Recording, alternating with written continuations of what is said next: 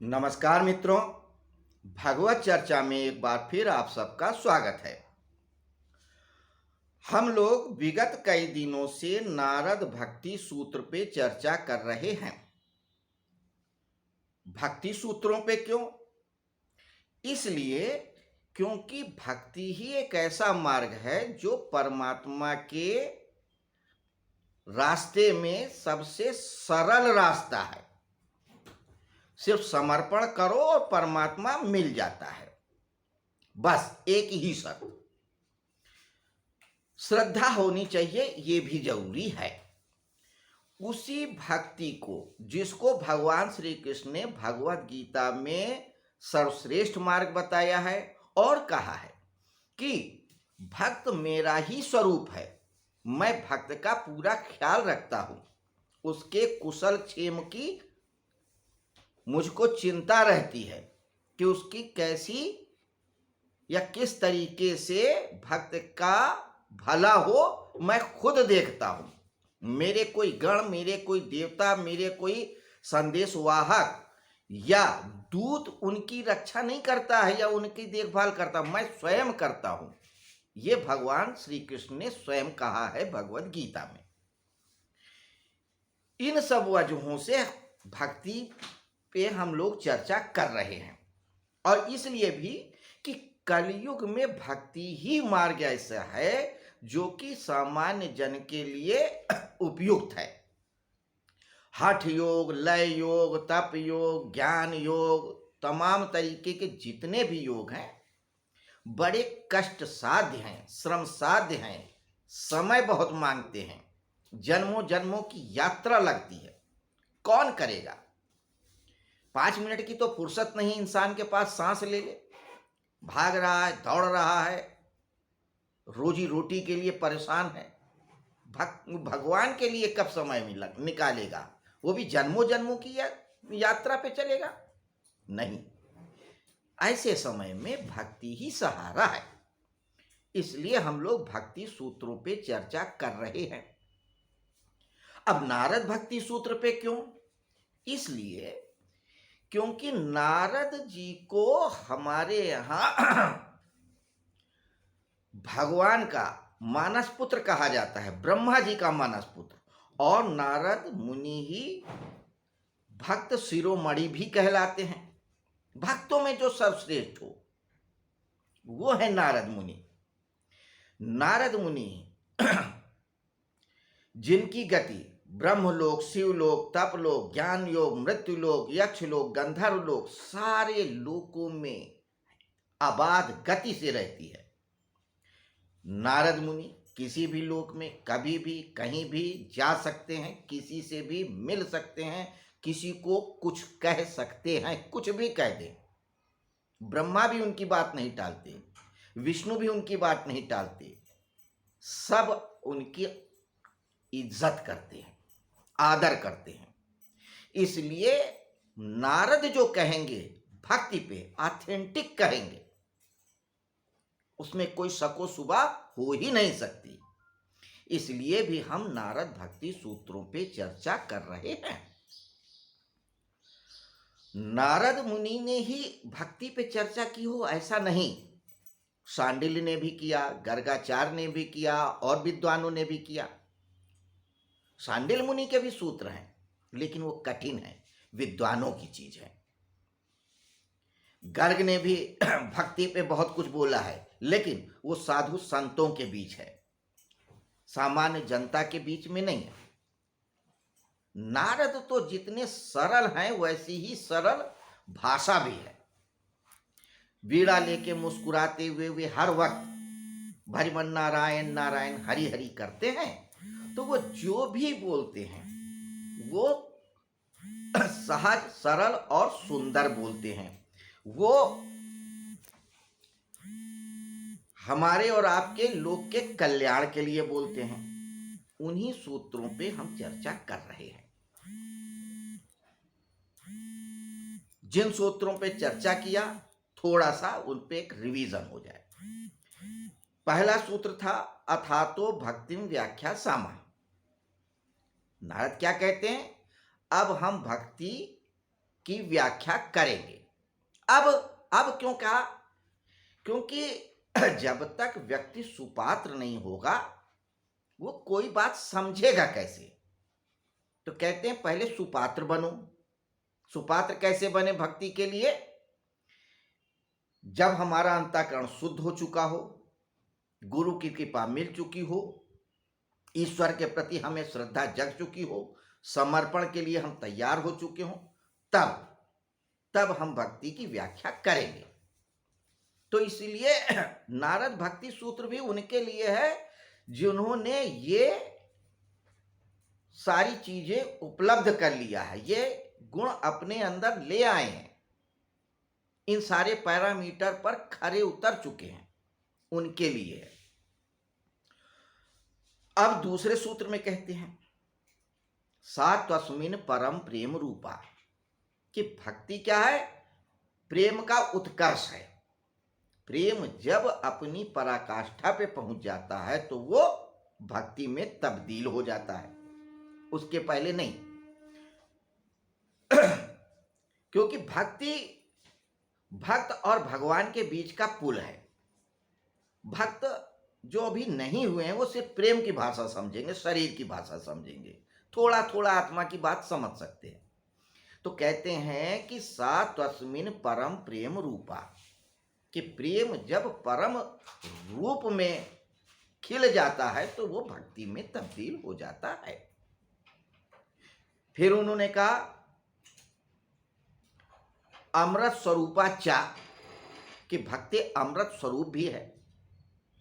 यानी भक्ति को जान करके व्यक्ति अमर हो जाता है। अमर का अर्थ शरीर का नहीं है, शरीर हो सकता है गिर जाए, खत्म हो जाए, मगर भक्त हमेशा रहेगा। आज भी मीरा नहीं है, मीरा को हम जानते हैं, सूर को जानते हैं, तुलसी को जानते हैं, रैदास को जानते हैं, रसखान को जानते हैं, भक्त प्रहलाद को जानते हैं, किसको भूले हैं? नारद मुनि को सुन ही रहे हैं, पढ़ ही रहे हैं।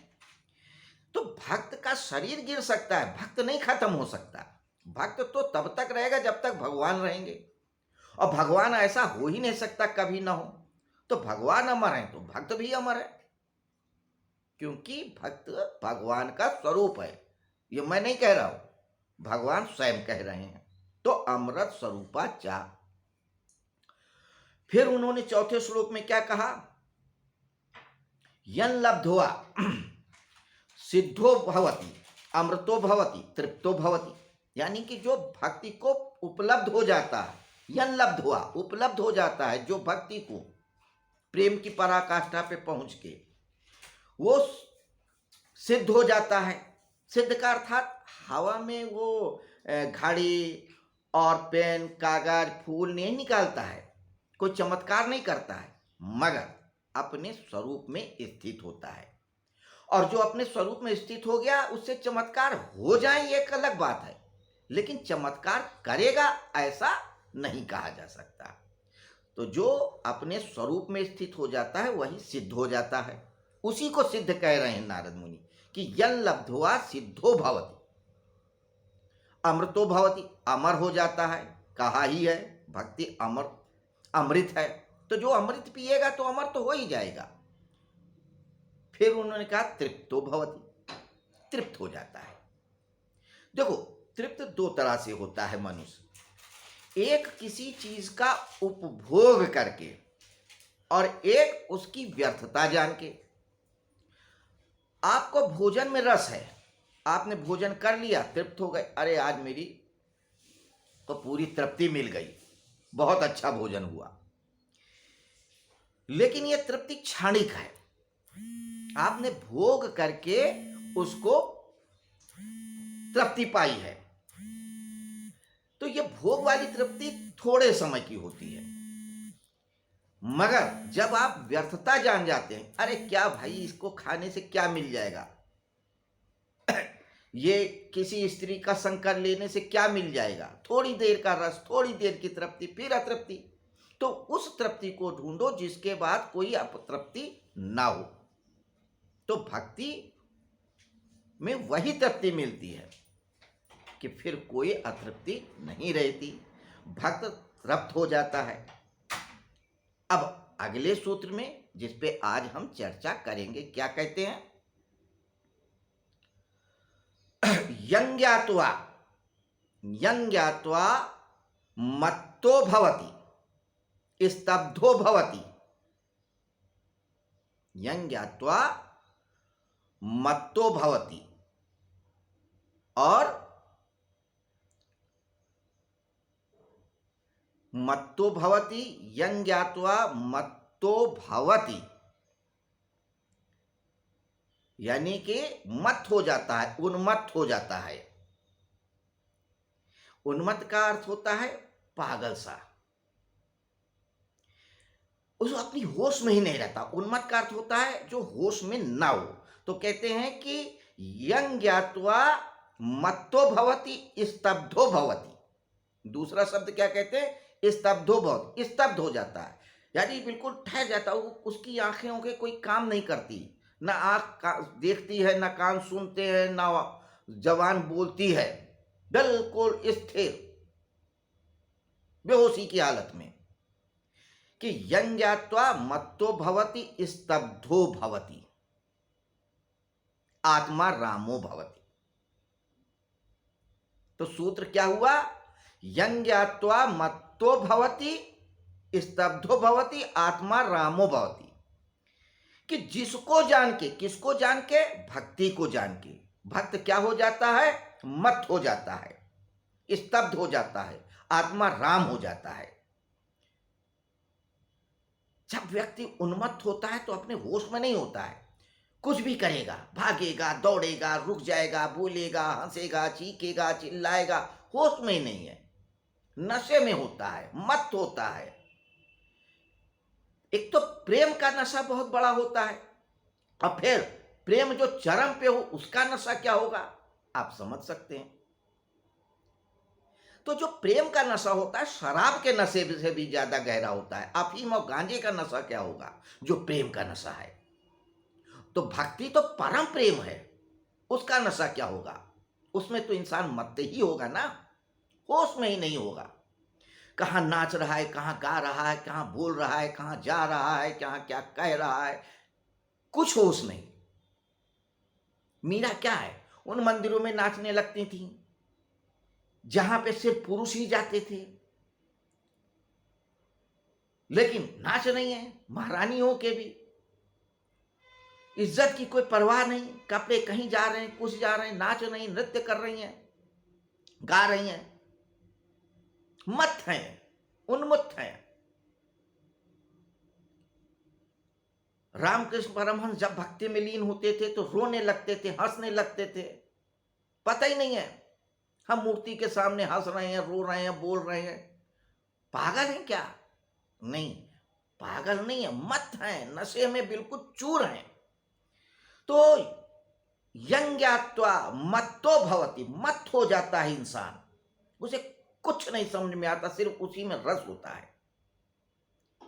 शराबी क्या करता है, शराब पी लेता है ना, उसी के नशे में धुत रहता है, छोड़ो, किसी की परवाह नहीं है, वो है उसका नशा है, उसकी दुनिया है। तो भक्ति का नशा होगा तो कैसा होगा, ऐसा ही होगा ना, मीरा जैसा होगा, रसखान जैसा होगा, गोपिकाओं जैसा होगा। तो यं ज्ञात्वा मत्तो भवति, जिसे जान करके मनुष्य मत हो जाता है। मत अगर नहीं हुए हैं तो आप भक्त नहीं हुए हैं। जब तक आपको होश है, अरे मैं ये क्या पहने हूं, मैं मंदिर जा रहा हूं, मैं चप्पल पहन के जा रहा हूं, अरे आप नई चप्पल पहन के जाना है, पुरानी क्यों पहन के जाऊं, या नई पहन के जाऊंगा चोरी हो जाएगी। अगर आपको ये ख्याल है तो आप भक्त नहीं हो। अगर आपको ये ख्याल है कि नहीं उतनी दूर मंदिर कौन जाएगा, और कार निकालते हैं या स्कूटर निकालते हैं, फट से पहुंच जाएंगे, तो आप भक्त नहीं हो। भक्त तो दौड़ा चला जाएगा, कैसे भी दौड़ा चला जाएगा, नंगे पांव चला जाएगा। उसे जाना है, ईश्वर को पाना है, भगवान को पाना है, मत है, होश में नहीं है। अगर आप मत नहीं है तो भक्त नहीं है, आपने भक्ति को नहीं जाना है। नारद क्या कहते हैं, यज्ञात्वा मत्तो भवति, जिसने भक्ति को जाना वो मत्त हो गया। आगे क्या कहते हैं, स्तब्धो भवति, कई बार स्तब्ध हो जाता है, नशा बिल्कुल परवान चढ़ गया है, बेहोश हो गया, वहीं लेट गया। नशा जब चढ़ता है ना तो क्या होता है, शराबी से पूछो, पहले वो अंट संट बकेगा, उल्टा सीधा बकेगा, लहराता हुआ चलेगा, पूछो कुछ कहेगा, कुछ बोलना कुछ चाहेगा, बोल कुछ जाएगा, लड़खड़ाते हुए जाएगा, फिर और पीता है और पीता है, इतना पी लेता है कि लुढ़क ही जाता है, बेहोश हो जाता है। आँख हाथ पैर बिल्कुल बैठे पड़े हैं तो पड़े हैं, नाली में पड़े हैं तो, कमरे में पड़े हैं तो, मैखाने में पड़े हैं तो, बिल्कुल बेहोश, स्तब्ध हो गए, सारी इंद्रियां काम करना छोड़ चुकी हैं। स्तब्धो भवति। रामकृष्ण परमहंस भक्ति में लीन होते तो बेहोश हो जाते थे, कई कई दिन तक बेहोश हो जाते थे, हाथ पैर अकड़ जाते थे। उनके शिष्य जब होश में आते थे कई कई दिन बाद हाथ पैर की मालिश करते थे, घंटों सेवा करते थे, बच्चों की तरह चम्मच से खिलाते थे, पिलाते थे, फिर वो हंसते थे, फिर रोते थे, फिर बेहोश हो जाते थे, स्तब्ध, बिल्कुल सारी इंद्रियां काम करना बंद कर देती थी। स्तब्धो भवति। तो यज्ञात्वा स्तब्धो भवति, अगर आप स्तब्ध नहीं हुए, बेहोश नहीं हुए तो भक्ति को नहीं जाना। ये सूत्र हैं, ये इंडिकेशन हैं, ये इशारे हैं कि आपके अंदर अगर ये गुण है तो ही भक्त हो, वरना ₹1.25 का प्रसाद चढ़ा करके, सोने का मुकुट चढ़ा करके, अपनी हैसियत के अनुसार ब्राह्मणों को जिमा के दान दे करके सोचते हो कि हम भक्त हो गए। ये सतही बातें हैं, ऊपर की बातें हैं, ये बहिरंग भक्ति है, इसका असली भक्ति से कोई मतलब नहीं है। तो यज्ञात्वा मत्तो भवति स्तब्धो भवति। आगे क्या कहते हैं, आत्मा रामो भवति, भक्त आत्मा राम हो जाता है। देखो, आत्मा और परमात्मा दो चीजें नहीं है, एक अंश है, एक अंशी है। अंशी भगवान है, जिसका वो अंश है, अंश भगवान है, और अंशी कौन है, भक्त है, उसका हिस्सा है। तो जो भगवान है वही भक्त है, जो आत्मा है वही परमात्मा है। आत्मा परमात्मा में भेद नहीं है, कोई गुणात्मक भेद नहीं है। आत्मा सर्वव्यापी है, भगवान भी सर्वव्यापी है। आत्मा किसी से लिप्त नहीं होती, परमात्मा भी किसी से लिप्त नहीं होती। आत्मा की वजह से ही शरीर जानता है, परमात्मा सब कुछ जानता है। सिर्फ एक उसका मॉडल है और एक वो पूरा का पूरा बिल्डिंग है, स्ट्रक्चर है। तो आत्मा और परमात्मा में कोई भेद नहीं है। परमात्मा यानी राम। तो आत्मा रामो भवति, यज्ञात्वा आत्मा रामो भवति। जो भक्ति को जान गया, आत्मा राम हो गया, परमात्मा ही हो गया। परमात्मा को जाना नहीं, परमात्मा ही हो गया। ये वही बात कह रहे हैं नारद, जो भगवान ने गीता में कहा कि हे अर्जुन, भक्त और भगवान में कोई भेद नहीं होता। मैं ही भक्त हूं, मैं ही भगवान हूं, मैं ही उसका ख्याल रखता हूं। उस भेद को सिर्फ भक्त और भगवान ही समझ सकता है, दूसरा न कोई। जैसे दो प्रेमियों की बात प्रेमी ही जानते हैं ना, इशारे में क्या कहते हैं, क्या सुनते हैं, क्या लड़ते हैं, क्या झगड़ते हैं, तीसरा कोई नहीं जानता। इन द सेम वे भक्त और भगवान के बीच की बात सिर्फ भक्त और भगवान ही जान सकते हैं, तीसरा कोई नहीं। तो भक्ति को जिसने जाना वो आत्मा राम हो गया। आत्मा में और राम में, परमात्मा में कोई भेद नहीं होता। भक्त ही भगवान हो जाता है। भक्त ने भगवान को जान लिया, पा लिया, ऐसा नहीं कह रहे हैं। यहां तक कि कह रहे हैं भक्ति ही भगवान हो जाता है, आत्मा रामो भवति हो जाता है, कि वह स्वयं भगवान हो जाता है। तो आज का सूत्र क्या था? यं ज्ञात्वा मत्तो भवति स्तब्धो भवति आत्मा रामो भवति। कि भक्ति को जानकर भक्त मत हो जाता है, स्तब्ध हो जाता है, आत्मा राम हो जाता है। यही इसका शब्दार्थ है, यही इसका भावार्थ है। ये भावार्थ जीवन में उतर जाए, यानी भक्त इतना जान ले, यानी कि वो ज्ञान ऐसा हो जाए जीवन में रच बच जाए। ज्ञान का अर्थ यहाँ जानकारी से नहीं, ज्ञान उसको कहते हैं जो चीज हम जाने उसको जीवन में उतार सके। अगर हमने ये जाना कि चाय कैसे बनाई जाती है, तो हम जब जरूरत हो उठे, चाय बनाएं, खुद पिएं और दूसरों को पिला सके, तो ये हम चाय के बारे में ज्ञाता है, ज्ञानी है। नहीं जानते हैं कि चाय कैसे बनती है, हम बना नहीं सकते, वो ज्ञान नहीं है, वो जानकारी है, इंफॉर्मेशन है, जानते हैं। तो यहाँ पे ज्ञान यानी जानने की बात कही है, जो जीवन में उतर सके। तो भक्ति अगर आपके जीवन में उतर चुकी है और आप जान चुके हैं कि भक्ति क्या है, तो आप भी मत हो जाएंगे, स्तब्ध हो जाएंगे और आत्मा राम हो ही जाएंगे। ऐसा मैं नहीं कह रहा हूं, ऐसा नारद कह रहे हैं। तो दूसरे सूत्र में व्याख्या किया भगवान नारद जी ने, फिर उसके बाद तीसरे सूत्र से लेके अभी तक, तीसरे, चौथे और पांचवें में भक्ति के क्या फल होते हैं, यानी कि आप भक्त हो गए तो उसका क्या रिजल्ट होगा, ये बताते हैं। आप अमर हो जाएंगे, स्तब्ध हो जाएंगे, आत्मा राम हो जाएंगे, तृप्त हो जाएंगे। ये सारे उसके रिजल्ट हैं, फल हैं। अब आगे नारद मुनि भक्ति पे क्या कहते हैं, ये हम कल जानेंगे। तब तक आपसे हम आज्ञा चाहेंगे, कल फिर मिलेंगे इसी समय, इसी जगह, इसी तरह नारद भक्ति सूत्र पे, आगे के सूत्र पे चर्चा करने के लिए। नमस्कार, शुभ दिवस।